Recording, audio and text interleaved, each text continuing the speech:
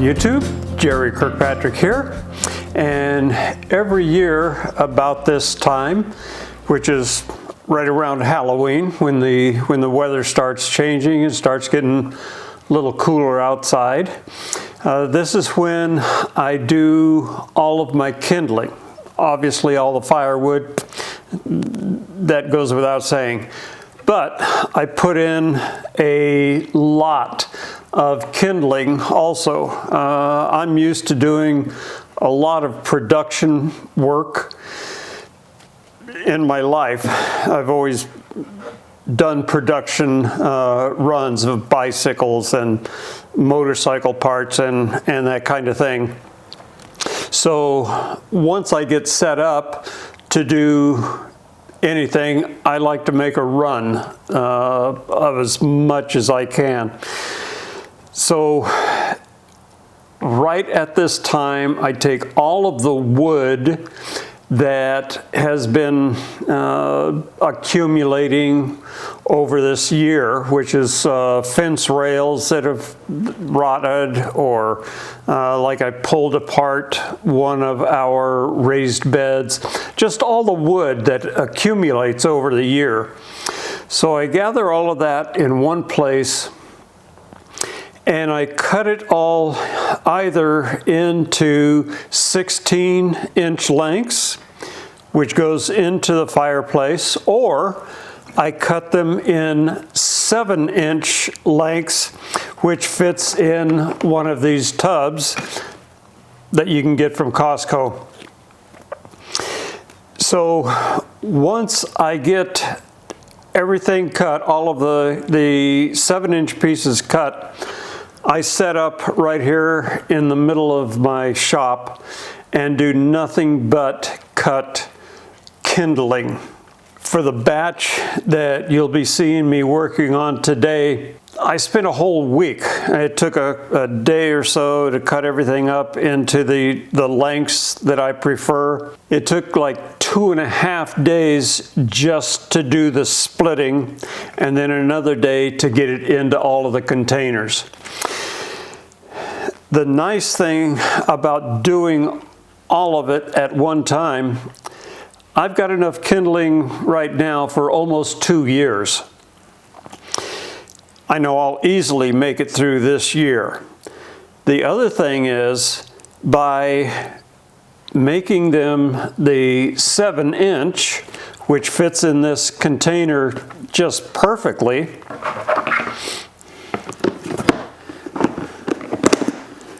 now they're a Christmas present. So I give well, quite a few people that I know wait every year for their container of kindling, either friends or family, whatever. But it's a very nice gift for this time of year, for Christmas presents and such.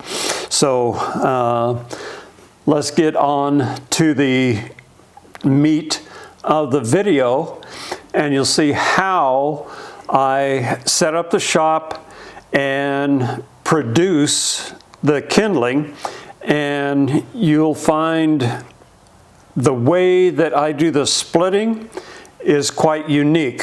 I don't use a hatchet. I use a splitting wedge inverted. So let's get on to the video.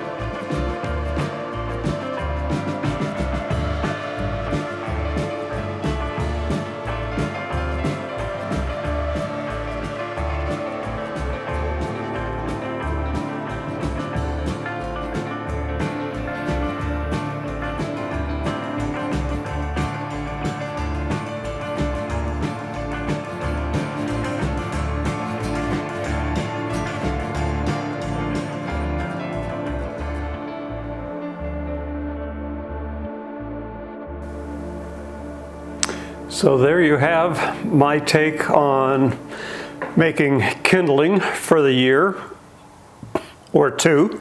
And I've used this hatchet for I don't know how many years, probably back in the 80s some point. And one of the first things I did with this was I put a double edge on each side.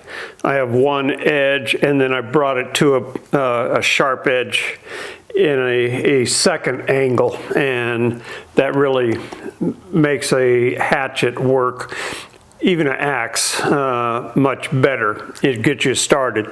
So into the cut. So if you don't have a splitting maul, a splitting wedge,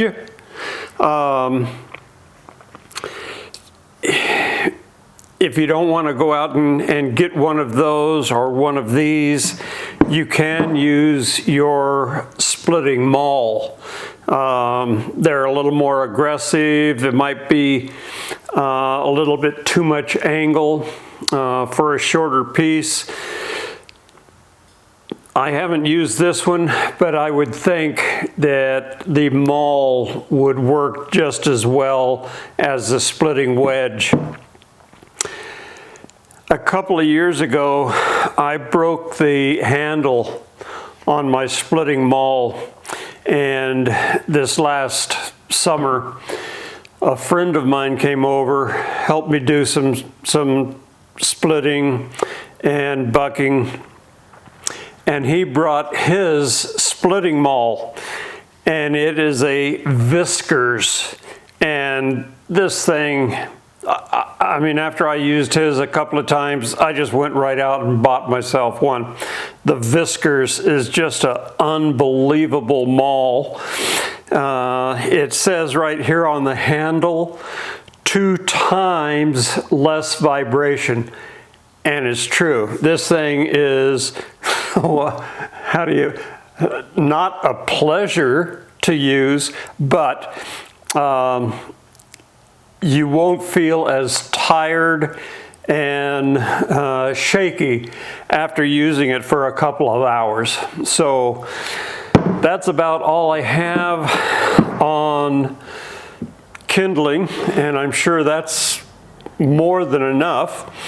So I can make for sure that my next video will have something to do with metal, not wood. I don't like doing wood anyway. So thank you very much for watching. Give me a thumbs up, like and subscribe, ring the bell. Thanks for watching. If I'm lucky, I'll see you in the next one.